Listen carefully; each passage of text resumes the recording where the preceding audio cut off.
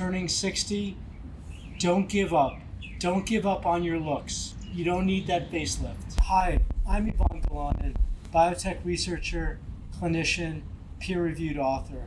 Welcome to Aesthetic Fitness. Here we cover aesthetics, how you look, with the same scientific rigor that you see on other channels that cover nutrition, diet, and exercise. So here's something that I discovered working on this video that I was blown away with. And it's a paper from a very important paper from a Spanish group. And that's that we don't age linearly. We age either cubically or quadratically. And I know you've probably forgotten your quadratic equations.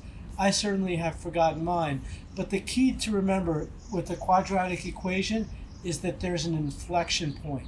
And at 60, you're at this inflection point where you've still got time to take care of your skin and prevent damage from begetting more damage, from entering a vicious cycle of unnecessary aging.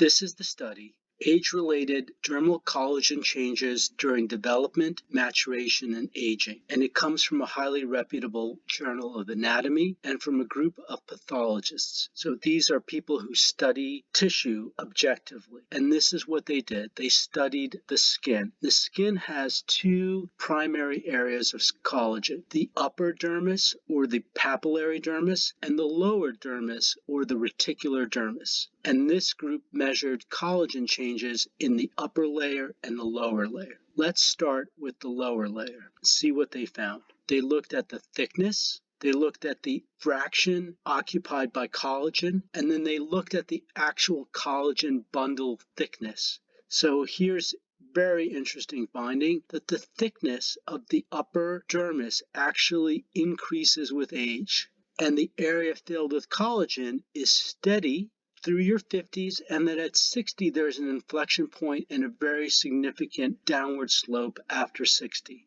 Now, collagen bundle thickness has a more linear, steady decline, but as we'll see, this is an exception. Now let's look at what happens to the lower dermis. This is the thicker part of the dermis. There is a peak around mid-50s, and then after 60, you start to see a slight decline and then a greater decline. With respect to the area filled with collagen, you see this very significant inflection point. So steady from the 20s to the 60s, and then around 80, there's a significant decline. And then in terms of the collagen bundle thickness, you also see a shape with a peak around the early 40s, and then at 60, you're starting to have a significant decline. And with respect to the orientation of the collagen bundles, you see something similar. And then at 60, you're still at the top of the curve, and then at 80, you start to have a significant decline. So this is really incredibly positive news. It shows that the intrinsic aging of the skin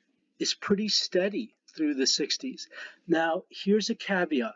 This was sun-protected skin from the abdomen. And so this doesn't measure the impact of sun on skin changes. This is just what happens in the absence of sun. But still, it's important to understand the skin through the 60s is essentially very healthy, and then there's a rapid decline. What could account for this rapid decline? And the authors suggest a hypothesis. They talk about different factors that are involved in the breakdown, in the degradation of the skin over time. They talk about cell senescence, oxidative stress, and how there's a vicious cycle with respect to oxidative stress, and that the extracellular matrix molecules, the collagen, acquires defects due to advanced glycosylation end products. But here's the thing. Here's what they say. All these factors are steadfastly interrelated and share common pathways and mechanisms leading to aging. So what this suggests is that the skin ecosystem is very hardy.